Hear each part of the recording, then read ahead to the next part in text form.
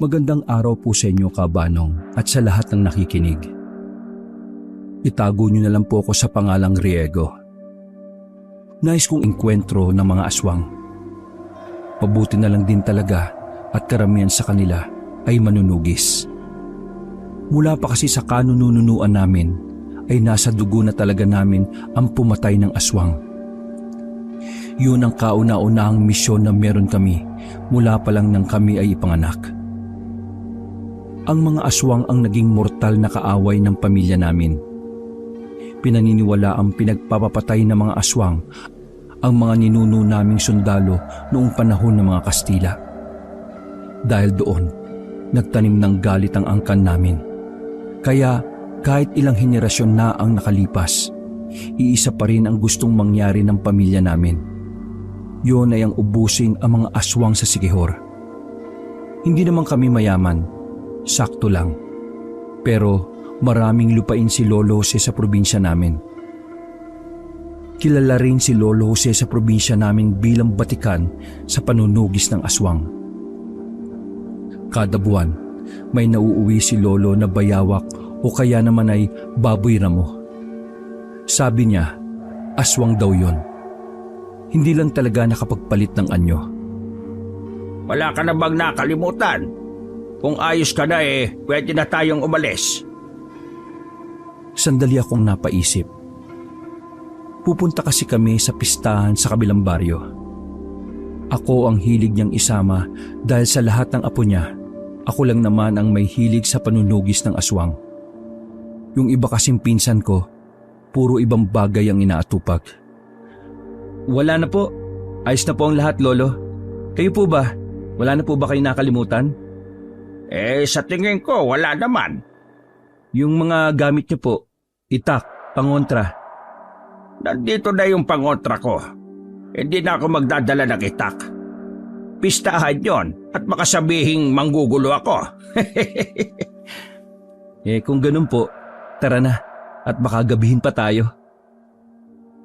Inakbayan ko na si Lolo Jose. Nagpaalam na rin kami sa mga tao sa bahay. Noong araw na yon, wala akong nararamdaman na kakaiba. Parang sobrang aliwalas lang ng paligid. Magaan ang pakiramdam ko. Perpekto ang umagang yon para umalis kami ng bahay. Nakikisama rin ang panahon dahil hindi gaanong mainit. Habang naglalakad kami ni Lolo sa kalye, ay hindi na naman niya maiwasang banggitin si Lola. 6 na taon na kasing wala noon ang lola ko. Pinalabas nila na namatay si Lola sa sakit. Pero ang totoong nangyari, nilason si Lola ng aswang pagkatapos nitong dumalo sa isang okasyon. Isa pa yun sa dahilan kung bakit kahit matanda na si Lolo, nagagawa pa rin niyang manugis ng mga aswang. Para kasi sa kanya, mabibigyan lang ng hustisya ang pagkamatay ni Lola kapag naubos na ang mga aswang sa probinsya namin. Kung buhay pa ang lola mo, nako, hindi tayo papayagan doon. Sasabihin na naman na baka mambabae lang ako. Kasi naman Lolo, ang pogi niyo kasi. Kahit sino naman siguro magiging tamang hinala. Lapitin kaya ng mga babae yung ganyang muka. Manang-mana ka talaga sa akin, ano po? Ang galing-galing mo mambola Ginulupan ni Lolo ang buhok ko. Ganito kami kalapit sa isa't isa. Sa katunayan, mas malapit ako sa kanya kaysa sa tatay ko. Si Papa kasi walang ibang inatupag kundi ang palakihin ang sarili niyang lupa. Alam mo, Lo, masaya akong ikaw ang naging lolo ko. Aba, bakit ganyan ka naman magsalita? Mamamatay ka na ba? Uy, grabe naman si Lolo. Gusto ko lang magpasalamat. Kasi kahit mukhang wala namang pakialam sa akin ang mga magulang ko, nandiyan ka pa rin para gabayan ako sa lahat ng bagay. Hindi mo kailangan magpasalamat, Apo. Ginagawa ko ito kasi mahal kita. Hayaan mo na yung mga magulang mo. Kung gusto nilang magpayaman, di magpayaman sila. Para din naman sa'yo yung ginagawa nila Kaya ikaw, sa pasukan, mag-aral kang mabuti ha. Kolehiyo ka na. Huwag ka munang mambubuntis ha. Uy, mambubuntis? Hindi ho. Oo nga pala, tuli ka na ba? Oo naman, Lo.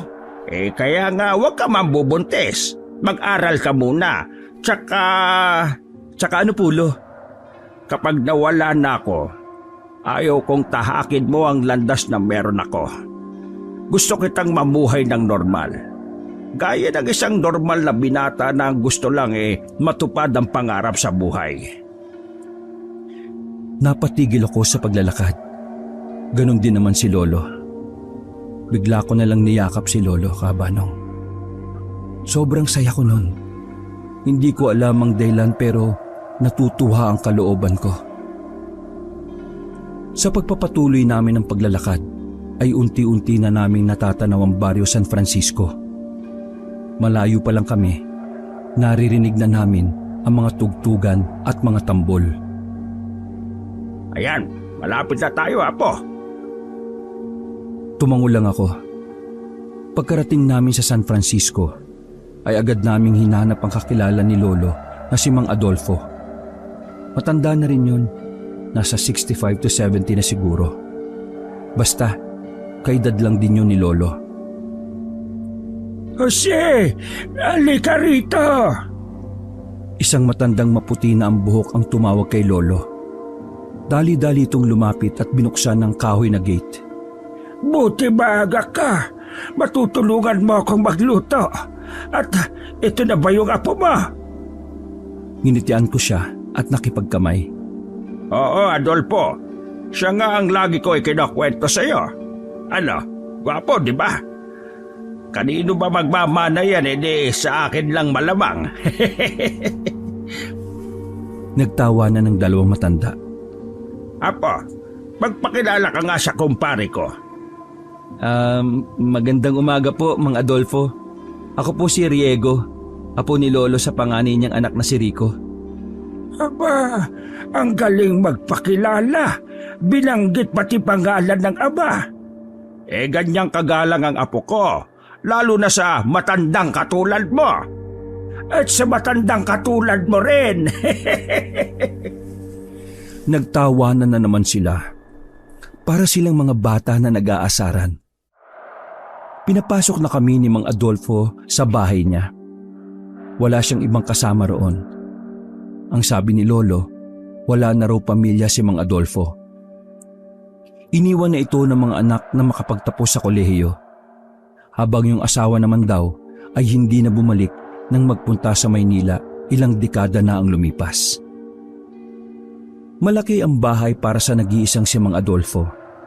Doon ko naintindihan na kaya pala gustong-gusto ni Lolo na pumunta doon ay dahil gusto niyang may makasamang magdiwang si Mang Adolfo.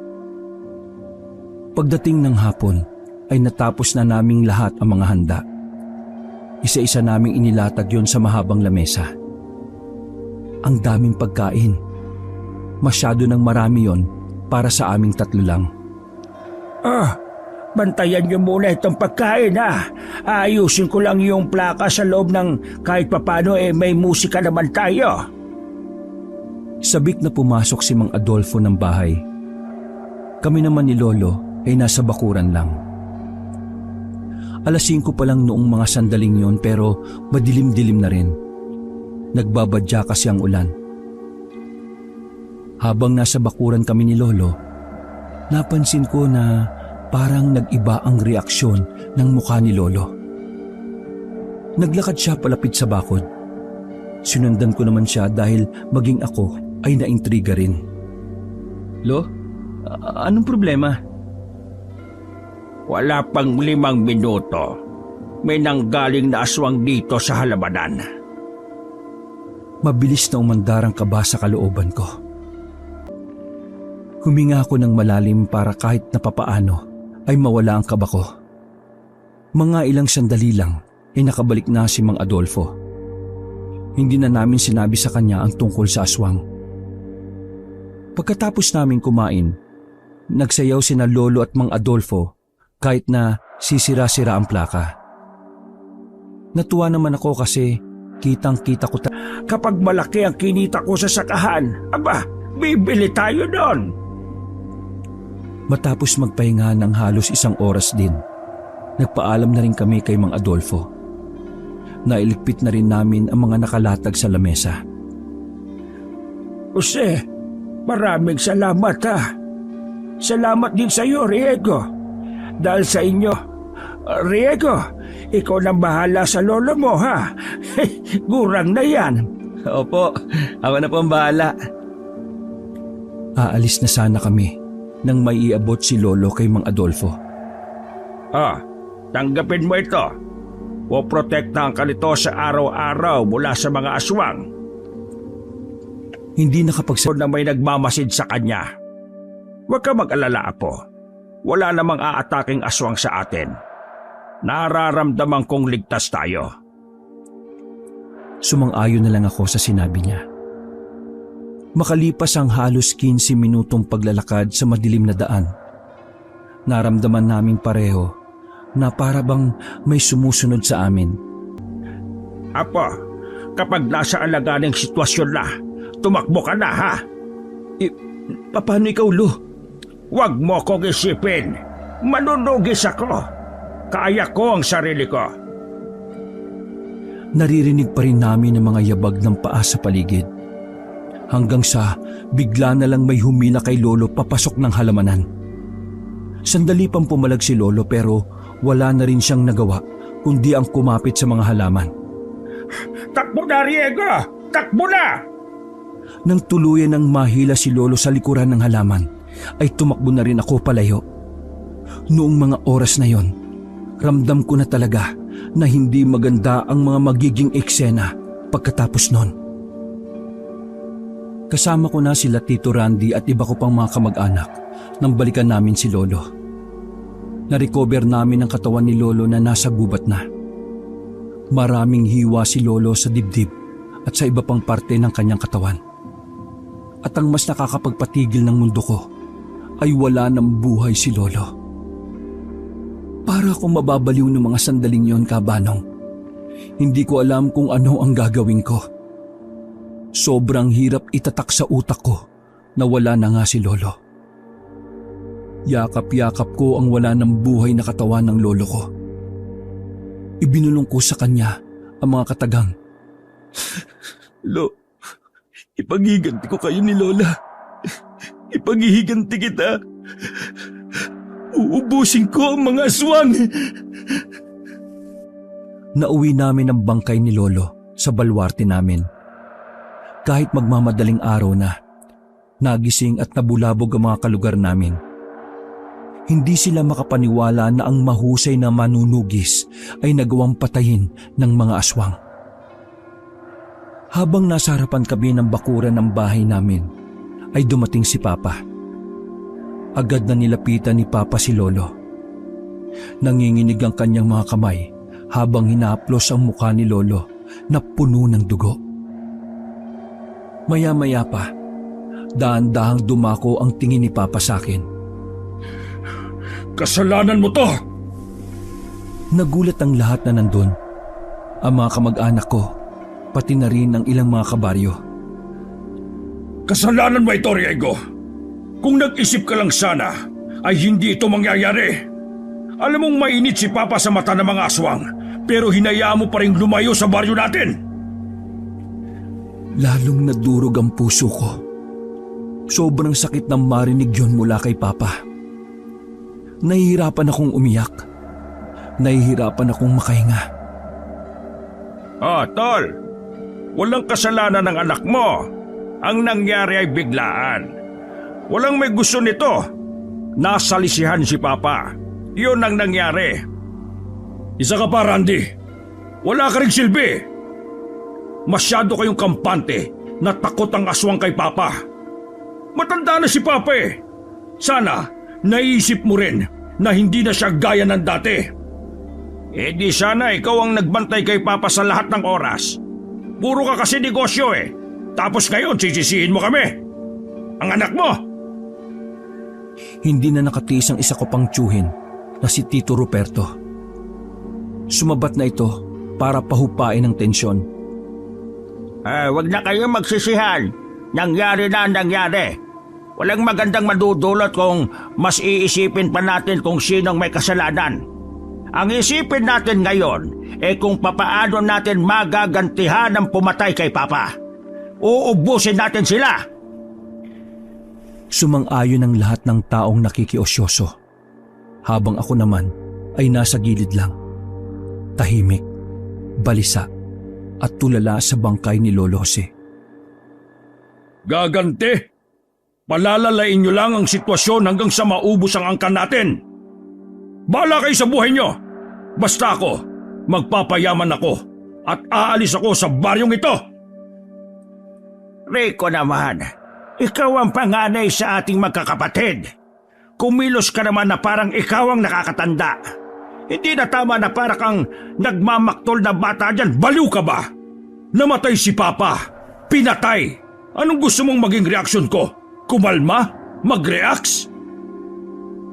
Sarado na ang utak mo. Umalis ka na bago pa kita isunod kay Papa.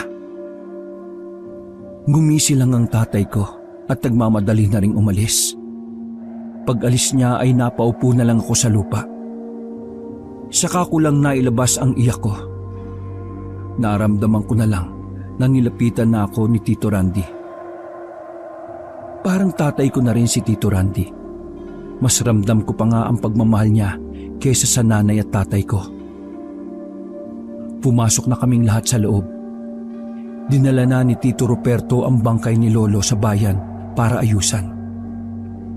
Ako naman, mag-isa lang akong nakaupo sa sala. Hindi pa rin ako makapaniwala na ganun kabilis ang mga pangyayari. Tinabihan ako ni Tito Randy. Halatang halata kasi sa itsura ko ang labis na kalungkutan. Inakbayan ako ni Tito Randy at saka nagsalita. Wala kang kasalanan sa nangyari. Huwag mong isipin ang mga sinabi ng Papa mo. Si Raulo yun eh. Pero tama si Papa eh. Kung naisip ko lang sana na delikado na lumayo kami, siguro buhay pa sana si Lolo. Siguro nandito pa rin siya. Alam mo, Riego, may mga punto sa buhay natin na hindi natin inaasahan. Kaya normal ang nararamdaman mo kasi hindi ka handa. Pero wala tayong magagawa. Ang kailangan natin maging matatag. Kasi alam kong ayaw ni Papa na makitang nahihirapan tayo. Napansin ko na tumutulo na rin ang luha ni Tito Randy. Pero ayaw niya lang ipahalata. Tito Randy, turuan mo akong humawak ng armas. Gusto kong ubusin ang mga aswang. Gusto ko silang gantihan lahat. Nagsarado ang dalawa kong kamao. Tumango na lang din si Tito Randy. Naiintindihan niya ako sa nararamdaman ko.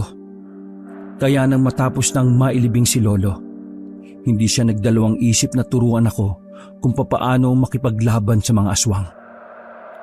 Lahat ng armas na ginagamit ni Lolo ay sa akin niya pinagamit. Nainggit nga ang iba kong pinsan dahil sa lahat ng apo ni Lolo, parang sa akin na rin ipinamana ang mga gamit niya. Lunes ng hapon, nasa malawak na kapatagan kami ni Tito Randy. Nagsasanay akong gumamit ng pana. Ilang metrong distansya ang layo ng target namin. Huwag kang magigigil sa pagbanat. Kailangan mong kumalma at kunin mo ang konsentrasyon na kailangan mo.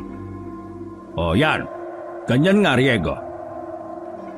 Binitiwan ko ang palaso at direkta yung tumama sa pinakagitna ng target. Aba, mahusay! Ilang araw pa lang tayo nagsasanay pero gamay na gamay mo na ang halos lahat ng gamit ni Papa. Alam mo, nakikita ko talaga na ikaw ang susunod sa yapak niya. Gagawin kong lahat dito, Randy. Pipilitin kong maging mahusay nang sa ganon. Mabigyan ko ng hustisya ang ginawa nila kay Lolo at Lola. Matapos ang pagsasanay namin, ay dinalaw ko ang puntod ni Lolo.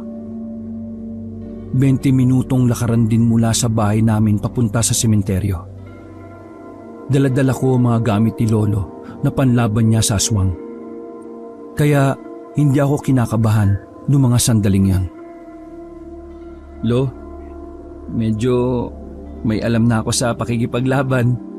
Tutugisin ko na sila, Lo. Gagawin ko ang lahat para mabigyan ng hustisya ang nangyari sa inyo. Humangin ng malakas habang nakatingin ako sa pangalan ni Lolo na nakaukit sa lapida. Nagagawa ko na rin ngumiti noon. Wala pa akong isang oras doon pero naisipan ko na rin agad na umalis. Nararamdaman ko kasi na mula nang dumating ako sa sementeryo, parang meron talagang sumusunod sa akin. Palabas na ako ng gate nang biglang may lumabas na lalaki sa likuran ng isang mataas na nicho.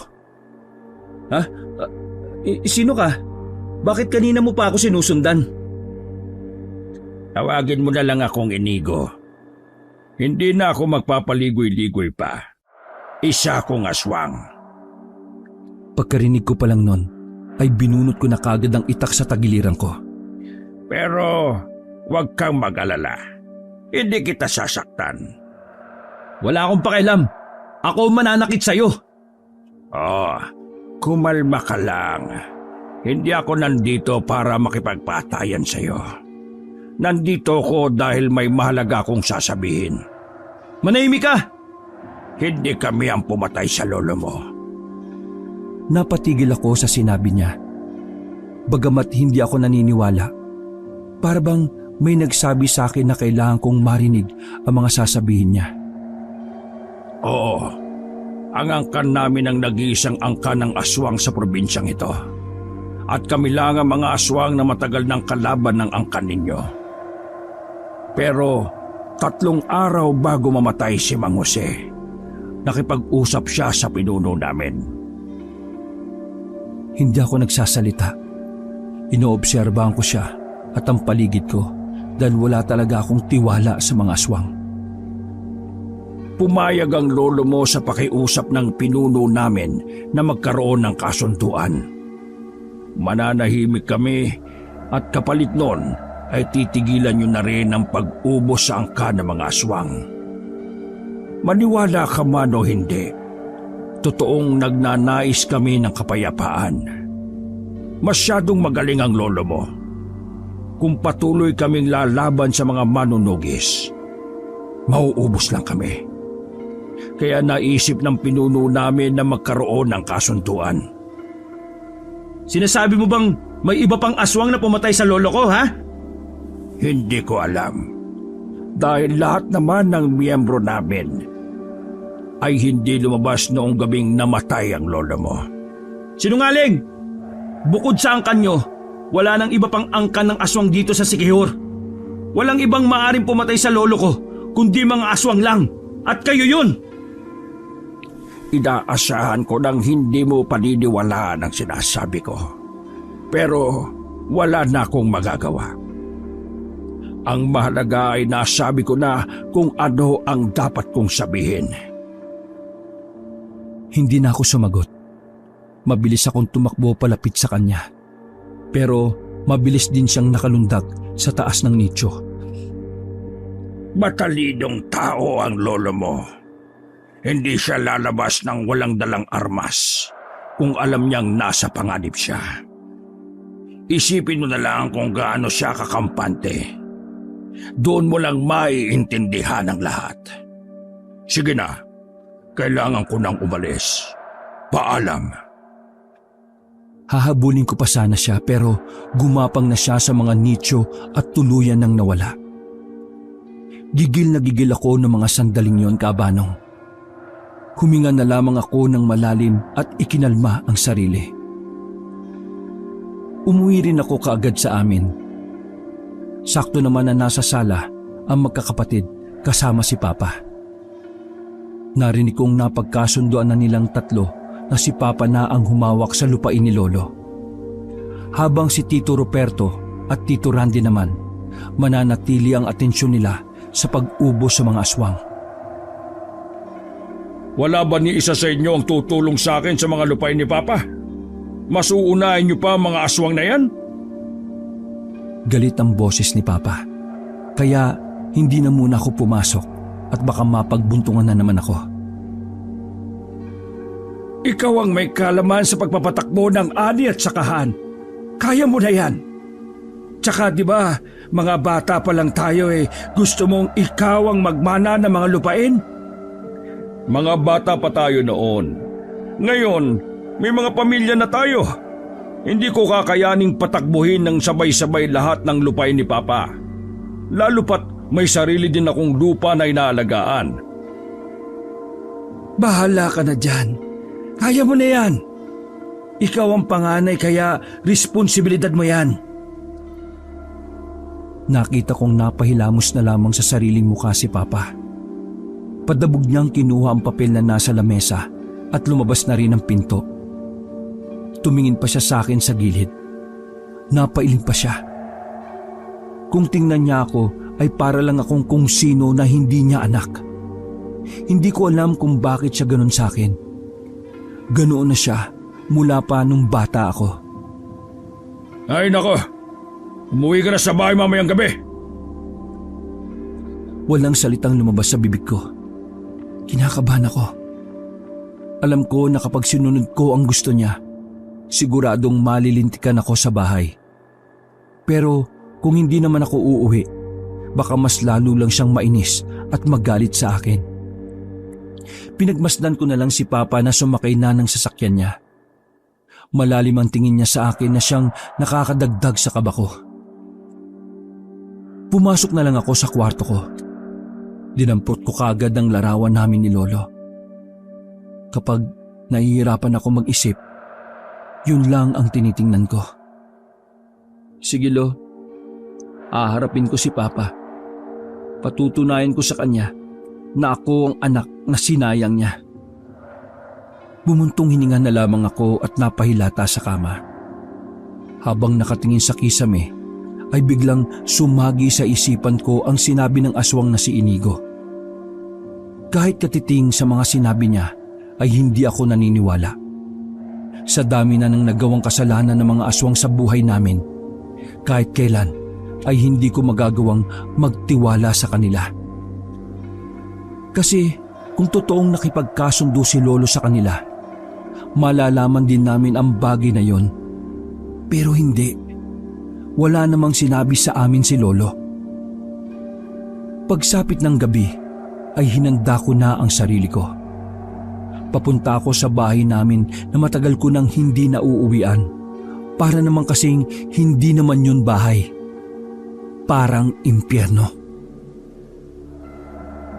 Kulang na lang itadyakan ako ni Papa nang bumalik ako sa bahay namin. Mabuti na lang ay nandoon si Mama. Kaya kahit na papaano ay may umaawat kay Papa. Kasalanan mo kung bakit nawala si Papa. Mula nang tumira ka doon, lagi na lang kamalasan ng dala mo ron. Lagi na lang silang inaatake ng mga aswang. Wala akong kasalanan sa mga nangyayari. Hindi ko ginusto ang mga nangyari pa. Sadyang wala akong nagawa ng mga sandaling yun.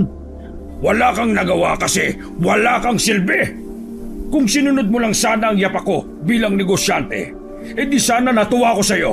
Kasi wala kang inatupag kundi yung punyeta mga aswang na yan. Nagkakapera ka ba dyan? Bakit ba kasi hindi nyo na lang tanggapin na iba ang gusto kong gawin sa buhay ko? Tanga ka ba? Anong gusto mong gawin namin? Hayaan ka sa katangahan mong aswang-aswang na yan? Gusto mong hayaan ka na lang din namin para mapatay ka rin ng mga lintik na aswang na yan? Sa galit ni Papa ay hinawakan niya ako sa kwelyo. Idinikit niya ako sa pader at galit na galit niya akong pinagsisigawan. Tulungan mo akong patakbuhin ng mga lupain na iniwan ni Papa. Ayoko nga! Ano bang mahirap intindihin sa ayaw ko? Unti-unting binitiwan ni Papa ang kwelyo ko. Nanlilisik ang kanyang mga mata. Mga ilang sandali lang, bigla na lang niya akong sinuntok. Napatras ako sa pinto ng bahay namin at gumulong ako palabas at pababa ng hagdanan. Ano ka ba, Rico? Anak mo yan! Wala akong anak na walang silbi! Wala rin akong ama na demonyo! Lalong nang galaiti si Papa. Nilapitan niya ako at pinagsasasapak sa mukha. Tinigilan niya lang ako nang mangalay na ang braso niya. Dugo ang mukha ko noon. Kulang na lang ay patayin na talaga niya ako. Mahilo-hilo akong tumayo. Pagewang-gewang akong nakakapit sa bakod. Tandaan niyo itong ginawa niyo sa akin. Hindi ko kayo mapapatawad. Wala akong pakialam. Kahit na mamatay ka pa. Yun na ang huling pag-uusap namin ni Papa. Matapos ang gabing yon, ay hindi na ako ulit nagpunta sa bahay na yon. Tinatak ko sa isipan ko na balang araw, luludin sa harapan ko si Papa at magmamakaawa. Makalipas ang 10 taon, isa na akong ganap na manunugis. Sa katunayan, nakakadalawang katay na ako ng aswang.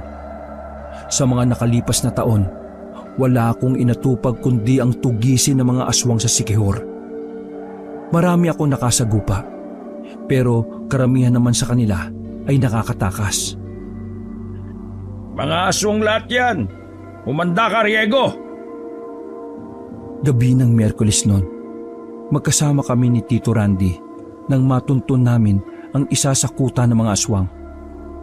Habang nagtatago kami sa halamanan, nakahanda na mga armas namin. Hawak-hawak naman ni Tito Randy ang inimbento niyang gasera na kapag ginagis ay sumasabog. Iagis ko muna ito. Pag nataranta na sila, saka tayo lalapit. Handa ka na ba?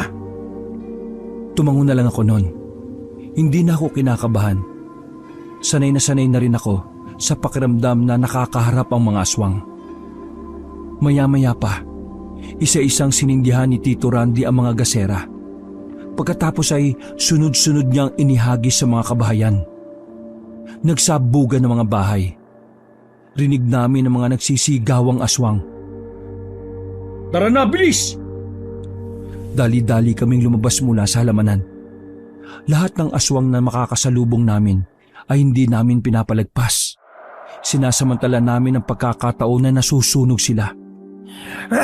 Mga walang iya, mga walang puso, ang mga taong katulad niyo, wala kayong mga puso! Napatingin kami sa gilid dahil sa nanggigigil na boses na yon. Nakita namin ang isang matanda na galit. Kayo ang salot sa mundo. Marami na kayong nabiktima. Oras na para ihatid na kayo sa impyerno. Tumakbo ang matanda palapit sa amin. Sinalubong ko siya at madali kong itinarak ang itak sa tiyan niya. Magkita na kayo ni Satanas! Libutin natin, baka may mga natira pa. Naglibot kami ni Tito sa maliit na kuta na yon. Karamihan sa mga nakita namin ay mga nakahandusay na at nasusunog ang katawan. Pero pagdating namin sa dulo, isang magandang babae ang naabutan namin. Nakatinginan kami ni Tito Randy. Nag-ilingan kami. Ibig sabihin lang nun, isasama namin ang babae sa mga papatahin namin. Pakiusap, huwag niyo akong idamay. Bagong aswang lang ako. Biktima lang din ako. Niyanggaw nila ako. Pakiusap, huwag niyo akong patayin. Malambot lang ang puso ko sa magaganda. Pero itong pamangkin ko, matigas ang puso nito eh. Pakiusap, huwag mo akong patayin. Umiiyak pa siya habang magkalapat ang palad. Pero wala akong pakialam. Bumunot ako ng isang palaso at ibinala ko sa pana. Tinutok ko yun sa noo ng babae. Kaya naman kitang-kita ang pagiging taranta ng babae. Nakikiusap ako, may pamilya po akong iuwian. May pamilya po akong uuwian. Biktima lang din ako. Nanlaki ang mata ng babae nang bitiwang ko ang palaso. Pero hindi ko yung pinatama sa kanya. Hindi ako naaawa sa'yo. Kailangan ka namin buhayin dahil marami kaming itatanong sa'yo. Nilapitan namin ang babae at saka nilagyan ng tali. Iginapos namin siya sa puno ng nyog. Nang masiguro naming wala ng buhay ang ibang aswang, sinimulan na namin ni Tito Randy ang pagtatanong. May kasintahan ka ba? Ano namang kulit ng tanong mo? Siyempre, Kailangan nating malaman kung may kasintahan siya na pwedeng magligtas sa kanya. Malay mo, magaling na aswang yon. Ito naman oh. Napailing na lang ako at ako na rin ang nagtanong. Sabihin mo sa akin kung nasan pa ang ibang kuta ng mga aswang. Pakakawalan kita kapag kumanta ka. Kapag kumanta ako, Oo, sige na. kung ako na lang sana ang iyong minahal, di ka na muling luluha pa, di ka na... Napatigil siya sa pagkanta nang tutukan ko siya ng itak sa liig. Tanga ka ba o nananadya ka? Sabi ko, sabihin mo kung nasaan ang ibang kuta ninyo, hindi yung kumanta ka ng ganyan. sabi mo kasi kumanta ako eh. Maganda naman pala ang boses mo eh. Bakit hindi ka nalang mamatay? Wala na akong alam eh. Niyanggaw nga lang ako. Nagkatinginan kami ni Tito Randy. Ilabas mo ang dila mo. Sa pilitang inilabas ng babae ang dila niya para patunayan na totoo ang sinasabi niya. Kulay pula pa ang dila ng babae. Palatandaan lang yon na dati talaga siyang tao. Ang isang taong nayanggaw kasi, mangingitim lang ang dila kapag 1 buwan na ang nakalipas. Pero sa kanya, hindi pa. Ibig sabihin lang nun, totoong nayanggaw siya. At kailan lang yon nangyari. Inalis ko ang itak sa liig niya. Medyo nabawasan na ang inis ko sa kanya. Hindi kasi ako makapag-focus dahil sa dibdib niyang parang luluwa pa. At paano ka naman nayanggaw? Sandaling tila may inalala ang babae bago magsalita. Natatandaan ko, pumunta kami ng mga kaibigan ko sa isang okasyon. May lumapit sa amin na babae at nagbigay ng balot. Siyempre, kinain namin yon. Sayang at nakakaya kung tatanggihan namin eh. Pagdating sa madaling araw na, naramdaman kong hindi ako nalalasing. Init na init ako sa katawan ko. At kahit marami akong kinain, gutom na gutom pa rin ako. Nagdesisyon na akong umuwi. Pero habang naglalakad ako, nakaramdam ako ng matinding gutom. Yung tipong hinang-hina ako. Kaya bumagsak ako noon. Tapos unti-unti na akong nawalan ng malay. Pagkising ko, nandito na ako. Nalaman ko na aswang na pala ako. Kasi lahat ng nandito, aswang.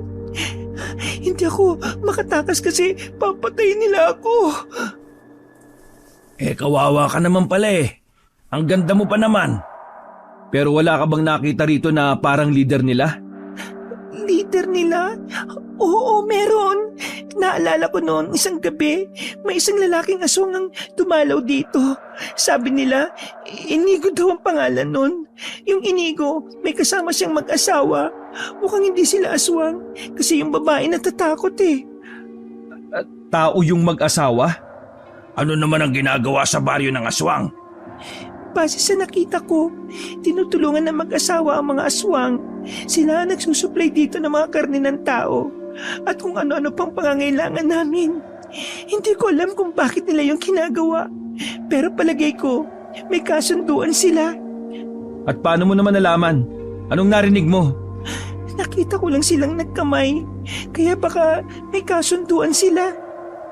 Pambihira. Gulo mo kausap. Mukhang totoo mga sinabi ni Roberto. Merong mga tao na tumutulong sa mga aswang. Pero hindi ko maintindihan kung ano ang gusto nilang mangyari. Yun ang dapat nating alamin. Kaya ikaw babae, sabihin mo na kung ano pa yung nalalaman mo. Wala na. Sinami ko na lahat. Pwede niyo na ba akong pakawalan? Hindi naman ako kumakain ng tao eh. Kinalagan ko na lang agad ang pagkakagapos niya. Siguraduhin mo lang na wala kang gagawin na masama. Gugulong talaga yung ulo mo kapag niloko mo kami. Hindi ako manloloko, no? Ako kaya ang laging niloloko. O siya, muhugot ka pa dyan. Bahala ka sa buhay mo. Alis na kami. Ay, teka sandali. Pwede ba akong sumama? Aswang ka. Mamamatay ka lang kapag sumama ka sa... Napatigil ang sasabihin ko nang biglang sumuka ang babae. Pag-angat niya ng tingin sa amin ni Tito, namumula na ang mata niya. Nakita rin namin may mga naglalabasan ng ugat sa kamay at mukha niya. Alis na! Magiging aswang na ako! Mawawala ako sa sarili! Dumistansya kami ni Tito, habang ang babae naman ay nangingisay-ngisay. Sayang talaga. Nagiging aswang na siya. Pagtingin ko sa itaas, bilog na bilog pala ang buwan. Pasensya ka na, pero kailangan mong maging abo. Habang nangingisay pa ang babae, ay kinuha ko ang natitirang gasera sa bag ni Tito Randy. Sinindihan ko yon gamit ang apoy na nagbumula sa nasusunog na kubo. Lumayo pa kami ng kaunti. Nagawa pang tumingin sa amin ng babae. Hindi ko masyadong maaninagan pero parang nakita kong umiiyak siya. Ang kaso nga lang, bigla na lang siyang gumapang palapit. Wala na akong nagawa kundi ang ibato sa kanya ng malakas ang gasera. Sumabog ang gasera. Bulagta kaagad ang babae. Nilapitan namin siya ng unti-unti nang bumalik ang itsura niya sa pagiging tao. Buhay pa siya, pero naghihingalo na. Patawad pero iba na ang buhay mo eh.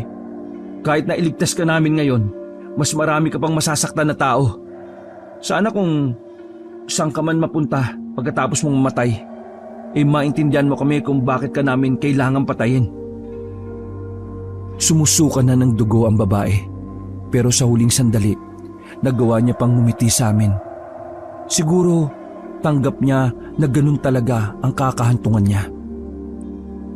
Bumuntong hininga na lang ako. Maging ako man din ay nanghihinayang.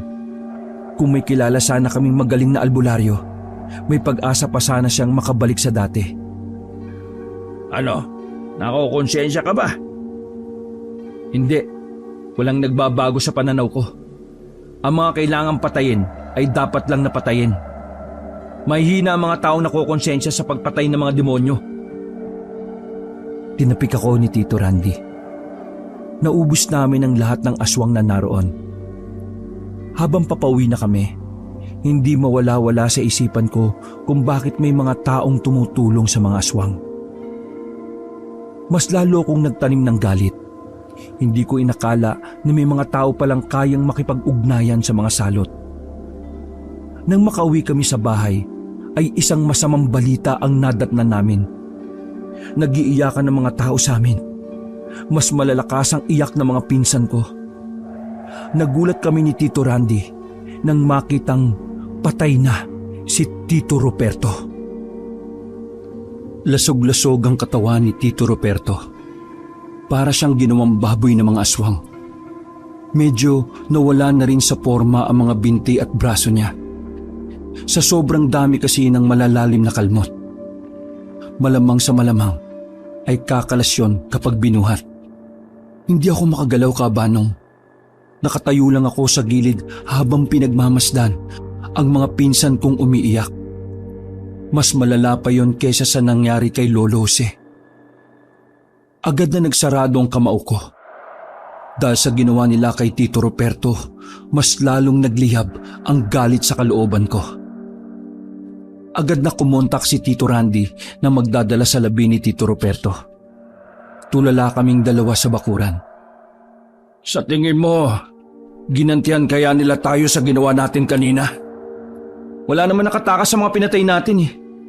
Sa palagay ko, plano na talaga nila ito bago pa natin mahanap ang kuta na yon. Napailing na lamang si Tito Randy. Ramdam ko sa mga mahigpit na hawak niya sa tuhod niya ang galit. Bukas din, maghanap tayo ng aswang. Gawin natin lahat para mahanap ang pinakakuta nila. Tumango si Tito. Tinapik ko na lang siya sa balikat para kahit na paano ay gumaan ang pakiramdam niya. Kinabukasan ng gabi ay nakabalik na ang bangkay ni Tito Ruperto. Mabilis itong inasikaso dahil na rin sa mga koneksyon namin. Ibinurol si Tito Ruperto sa isang maliit na chapel di kalayuan sa amin. Mga nasa 5 minutong lakaran lang. Unang gabi pa lang ay marami ng kakilala ang pumunta. Kilala rin kasi si Tito sa lugar namin dahil sa mahusay niyang pakikisama. Habang abala ang lahat, Nagpaalam kami sa kanila. Handang-handa na kami ni Tito Randy na hanapin ang mga aswang. Kampante naman kaming ligtas sa mga maiiwan sa balwarte namin. Marami kasi mga pangontrang nakatago sa bawat sulok ng bakuran. Bukod sa aming dalawa, kasama rin namin ang iba pang tropa ni Tito Randy. Mga tapat silang kakilala ni Lolo noong nabubuhay pa siya. Kadalasan din silang sumasama kapag gumagala si Tito Randy at Lolo sa gubat. Wala kaming kahit na anong ideya kung saan namin matatagpuan ang mga aswang. Basta handa kaming libutin nun ang buong gubat, mahanap lamang sila. Sa halos 2 oras naming paglalakbay, meron na kaming mga nakitang kalansay ng tao sa likuran ng mga puno. Napalapit kami doon dahil sangdamukal na kalansay ang naroroon. Tinutukan namin ng flashlight ang mga kalansay. Maliliit lang yon. Malakas ang kutob namin na yon ay mga bata. Mukhang may makakasagupa tayo. Maging alerto tayo. Yung mga kalansay na yan ang nagpapatunay na nasa bundok na tayo na may mga aswang. Nagpatuloy kami sa paglalakad. Maigpit na ang hawak namin sa hawak naming itak. Hanggang sa... Sandali! Pinahinto ko silang lahat nang may marinig kaming 2 tao na nag-uusap. Malalakas ang tinig nila at nagtatawanan pa. Dahan-dahan kaming umupo at pinatay ang flashlight. Hinintay naming makalapit ang 2 yon. Madilim, kaya hindi namin matukoy kung mga aswang ba sila o hindi. Sinenyasan ko na yung may hawak ng pana. Ewan ko ba ron? Kahit na anong gawin ko, wala pa rin sa kanya. Nangangaso na nga ako pero galit pa rin sa akin eh. Ganyan talaga. Yung mga babae, nako pare, madalas di sila maintindihan. Hayaan mo na lang. Di kaya buntis yung asawa ko. Lumagpas na sila sa amin habang may mga bitbit na sako. Unti-unti kong binaba ang pana. Akala namin kasi ay mga normal na tao at mga ngaso lang sila. Pero ang huling sinabi ng isang lalaki ang nagtulak sa akin para magdesisyon. Nako, matutuwa na naman si Pinonong Inigo. Madadagdagan na naman ng mga asawa. Hindi na natapos ng lalaki ang sasabihin niya. Nang panain na siya ng kasama namin.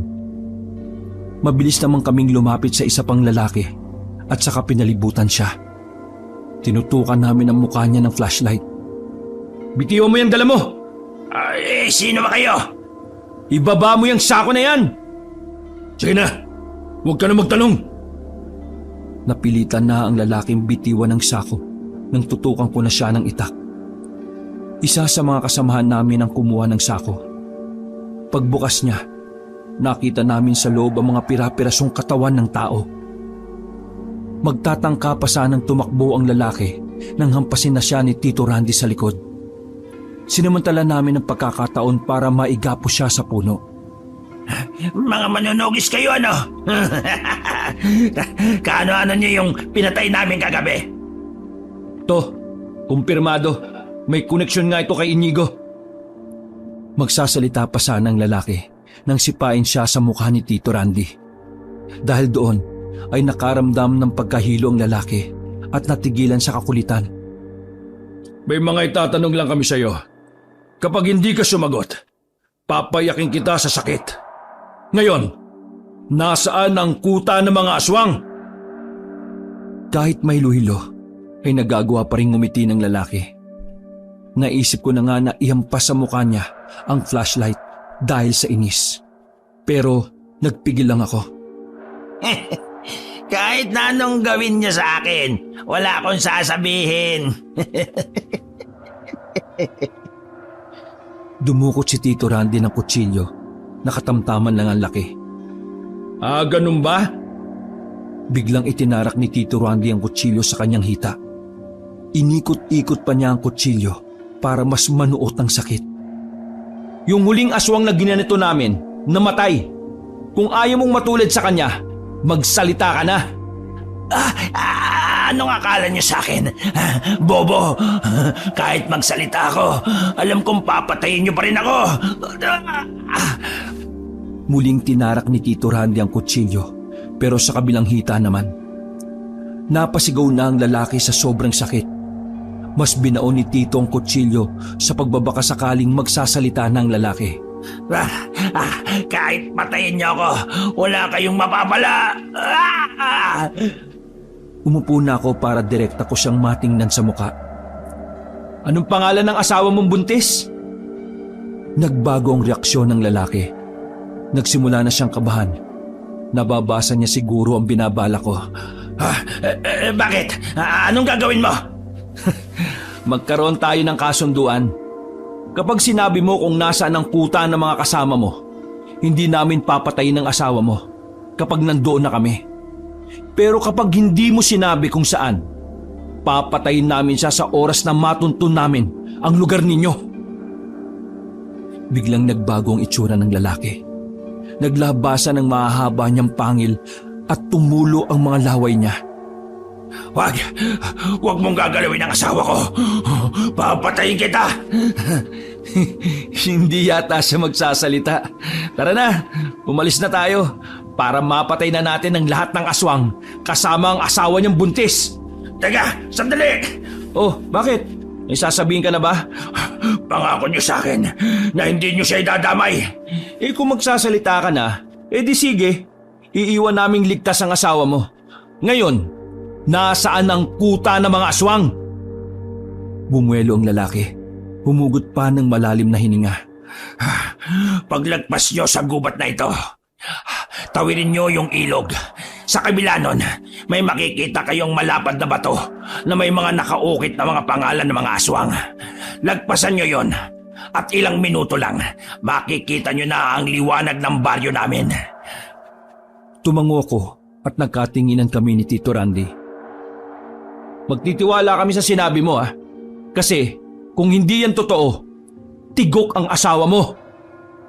Aalis na sana kami nang bigla siyang may inihabol. Elsa! Elsa ang pangalan ng asawa ko. Nag-iisang Elsa lang siya ron. Kapag nakita niyo siya, pakiusap, huwag niyo siyang patayin. Sige. Dinukot ko ang itak ko at saka hinagupit siya sa leeg. Gumulong ang ulo niya sa lupa. Bakit mo siya pinatay? Ang usapan, asawa niya lang ang bubuhayin. Napailing na lang si Tito Randy at nagsimula na rin kaming maglakad. Madali naming nakita ang ilog. Malakas-lakas ang agos doon. Walang ibang daanan kundi ang lumusong sa tubig. Medyo natagalan kami dahil mahirap talagang balanse ng katawan sa rumaragasang tubig. Pero matagumpay naman kaming nakatawid lahat. Naglakad-lakad pa kami. Halos 15 minuto pa ang nilakad namin at may nakita na nga kaming malaking bato. Nang tutukan namin ang ilaw ang bato, ay nakasulat ang mga pangalan ng aswang doon. Naroon din ang babaeng si Elsa. Hinanda na namin ang mga sarili namin. Sapat naman ang bilang namin kaya hindi ako kinakabahan. Isa pa, bawat isa sa mga kasama namin ay mga veterano na din naman. Makalipas pa ang ilang sandali, nakita na nga namin ang liwanag ng isang baryo. Ilang metro muna kaming dumistansya. Inobserbahan namin ang paligid. Malaki ang baryo, kaya sigurado kaming marami sila kesa sa amin. May naisip ka bang paraan? Marami naman akong dalang gasera dito. Pero dahil malaki ang baryong yan, hindi aabutin ng gasera ko ang mga nasa dulo. Mabuti pa, maghiwa-hiwalay tayo. Negative tayo dyan, Tito. Hindi namin alam kung may mga nagbabantay sa paligid. Itong kinalalagyan na lang natin yata ang medyo ligtas. Ilan ang may dalang pana sa atin? Bale, 8. Asentado naman ang mga yan. Kung kakayanin, sila na lang ang pumana hanggang sa dulo. Basta, dapat marami tayong masunog na bahay bago tayo umatake. Isa-isa na naming pinapwesto ang mga kasama namin. Lahat ng may dalang pana ay inasinta na ang mga target na bahay. Habang kaming dalawa naman ni Tito Randy, sinubukan naming mas lumapit pa. Nakita namin na nung mga sandaling yon, para silang nagkakasiyahan. Medyo maingay kasi. Tapos bawat bahay ay maingay.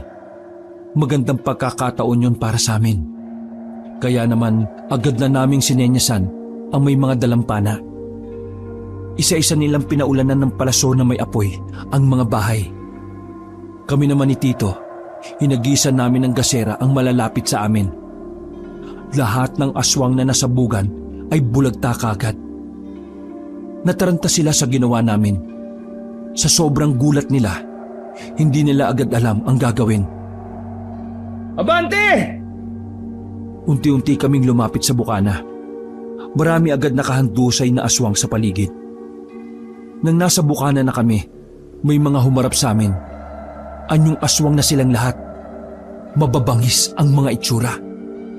Medyo kampante na kami noon kasi kahit na papaano, malaki agad ang nabawas namin sa bilang nila. Handa na kayo mga kasama! Unti-unting dumami ang mga nakapalibot sa amin. Sa likuran ng mga aswang, nakita ko ang isang lalaki na pamilyar ang mukha sa akin. Siya si Inigo. Siya ang nakausap ko sa sementeryo noon na nagsabing wala silang kinalaman sa pagpatay kay Lolo. Lalo akong nainis nung mga sandaling yon.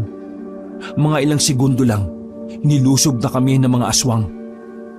Dahil mahuhusay naman ang bawat isa sa amin, nagawa namin silang depensahan.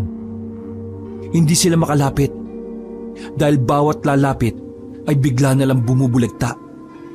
Habang nangyayari ang sagupaan, ay nakita kong umalis ang lalaking si Inigo. Agad akong humiwalay kina Tito Randy. Hoy, saan ka pupunta? Hinabol ko si Inigo. Alam kong delikado pero wala akong nararamdamang takot sa mga pagkakataon na yon. Ang tumatakbo lang sa utak ko ay mapagiganti si Lolo at Lola. Ganun na rin si Tito Roberto. Merong nilikuan si Inigo. Pinuntahan ko yon at nakita kong nakasandal lang siya sa gilid ng bahay na hindi pa nasusunog. Malakas din pala ang loob mong pumunta dito. Pinahanga mo ko. Pagtingin ko sa gilid ko ay maraming mga aswang ang nakaabang. Hinigpitan ko ang hawak ko sa aking itak. Wala akong pakialam. Kahit na sabay-sabay pa kayong umatake sa akin. Hindi niyo ako mapapatay. Alam mo ba kung ano ang ayaw ko sa inyong mga tao? Masyado kayong dumidepende sa emosyon ninyo. Dami mong sinasabi. Labanan mo ko. Walang dahilan para maglaban tayo. Sinabi ko na sa iyo noon na wala akong ginagawang masama sa inyo. Magsasalita pa sana ako nang bigla nang umatake ang mga nasa gilid. Agad naman akong nagwasiwas ng itak na hawak ko. Medyo nakaramdam na ako ng kaba nang mapansin kong parami na ng parami ang lumalapit sa akin. Nakakaramdam na rin ako ng pagod. Habang yung aswang na gusto ko talagang patayin ay nakatayo sa gilid. Nakangiti at mukhang hinihintay lang talaga na mapagod ako. Gumilid muna ako nang maramdaman kong makukulong na ako sa isang sulok. Buong akala ko malalapa na ako. Buti na lang rumisponde sa akin ang dalawa kong kasama. Maraming salamat. Pagtingin ko kay Inigo ay nakita kong papaalis na siya. Wala akong sinayang na pagkakataon. Sinundan ko pa rin siya. Sa kakasunod ko sa kanya ay nakarating kami sa gilid ng ilog. Huminto siya at hinarap ako. Puro ka takbo! Duwag! Tumawa siya ng malakas. Nakakainsulto ang tawa niya. Sa tawa pa lang, alam kong balak na talaga niyang sirain ang focus ko. Pero hindi ako nagpatinag. Nanatili akong kalmado. Ang mga aswang kasi, magagaling sila manlinlang at magmanipula ng isipan ng tao. Kaya noong mga sandaling yon, ay sobra akong nag-ingat. Lalo pat leader na ng mga aswang ang kaharap ko. Dinala lang kita rito para walang makarinig sa sasabihin ko sa'yo. Wala akong pakialam sa sasabihin mo. Magpatayan na tayo. Pagbabayaran mo ang ginawa nyo sa mga kamag-anak ko. Baka pag sinabi ko sa'yo ang nalalaman ko'y magulat ka. Pero bago ko sabihin sa'yo, talunin mo muna ako. Gumapang si Inigo sa nakatumbang puno na nagsilbing tawiran sa ilog. Kinuha ko kagad sa likuran ang pana ko at saka inasinta siya. Dahil sa liwanag ng buwan, unang bitaw ko pa lang ay tinamaan na siya sa braso. Napadaus-us pero muling nakabangon. Tumatawa pa rin siya sa mga pagkakataon na yon. Dahil sa inis ko ay inasinta ko ulit siya. Pero gumapang na siya papunta sa ilalim ng mga puno. Mabilis akong tumakbo papunta roon. Pero bigla na siyang nawala. Huminto ako at pinakiramdaman ko ang paligid ko. Maya-maya lang ay naramdaman kong may bumagsak na sa likuran ko. Nagawa ko makailag sa atake niya. Napunit ang laylayan ng damit ko nang mahagip niya ng kamay. Masyado ka pang mabagal, Dudong. Huwag kang pakampante. Hindi mo ba napapansin? Wala akong pakialam sa pana mo. Maras niyang binunot ang palaso na nakatarak sa kanan niyang braso. Medyo kinabigla ko yun, pero hindi pa rin ako tumigil. Dumistansya ako ng kaunti at muli ko siyang pinatamaan ng palaso. Sapul siya sa balikar, pero hindi niya yun ininda. Nang magbabala pa sana ako ng palaso, ay lumundag na siya sa akin. Nagawa niyang hawakan ng balikat ko. Sa talas ng kuko niya ay nasugatan ako. Sirit agad ang dugo ko. Pero pinilit kong huwag pansinin yon. Ang mga aswang, kapag nakita nilang mahina ka, mas lalo kang pupuntiryahin. Ano? Kalmot pa lang yan. Nasaktan ka na. Paano pa kaya kung sabihin ko sa iyo ang katotohanan? Baka mamatay ka sa sakit. Noong mga sandaling yon, nahihiwagaan na talaga ako sa pinagsasasabi niya. Pero wala na akong pakialam. Ang mahalaga lang sa akin noon, mapatay siya at maiuwi ang ulo sa balwarte namin. Sa muli niyang pag-atake sa akin, ay binunot ko ang punyal na nasa tagiliran ko. Sinaksak ko siya sa bandang balakang. Sa pagkakataong yun, Kabanong, ay saka lamang siya tinablan ng sakit. Oh, anong problema? Natigilan ka yata. Huwag ka munang magdiwang. Nakakatayo pa ako. Mabilis siyang nakakyat sa isang puno na parang gagamba. Ilang segundong natahimik ang paligid at tanging huni lang ng kuliglig ang maririnig. Pagtingala ko sa buwan, nakita ko na sa taas manggagaling si Inigo. Masyadong mabilis ang mga pangyayari kaya naman hindi na ako nakailag. Gamit ang mga kuko niyang matatalim ay tinamaan niya ako sa likod. Napaluhod ang isa kong tuhod at naitukod ko ang punyal sa lupa. Mabilis naman siyang lumayo para hindi kagad ako makabawi. Kahit anong gawin mo, mabilis pa rin ako. Mapapatay mo lang ako kapag tinanggal mo na ang ulo ko. Napatras ako hanggang sa mapaupo na ako. Nararamdaman ko ang hapdi sa likuran ko. Lalapit na sana siya sa akin nang bigla siyang napahawak sa tiyan niya. Kasunod noon ay bigla na lang siyang naubo. Kahit liwanag lang ng buwan ng ilaw namin, kita ko na sumusuka siya ng dugo. Oh, akala mo ba mapapatay mo ako? Hindi! Anong ibig sabihin nito? Bakit pakiramdam ko'y umiinit ang katawan ko? Alam ko na talagang lamang ka sa akin pagdating sa labanan. Kaya naman, nilagyan ko ng laso ng dulo ng palaso. Lason? Oo, mamamatay ka na. Sinubukan niya pang lumapit sa akin, pero nasubsob lang siya sa harapan ko. Ako naman ay pag-ewang-gewang na lumakad palapit sa kanya. Dinukot ko na ulit ang itak at handa ko na siyang pugutan ng ulo. Nanalo ka, pero handa ka namang marinig ang sasabihin ko. Tinutukan ko siya ng itak sa leeg. Sige, sabihin mo na. Tumawa na naman si Inigo. Pinigilan ko na lang ang inis ko dahil pakiramdam ko, kailangan ko pa ring marinig ang sasabihin niya. Sabi ko na nga ba, interesado ka rin. Sige na, bilisan mo! Umubo-ubo muna si Inigo. Suka siya ng suka ng dugo. Alam kong hindi ka pa rin maniniwala, pero makinig ka. Totoong sinabi ko sa iyo nung 10 taon na ang nakalilipas.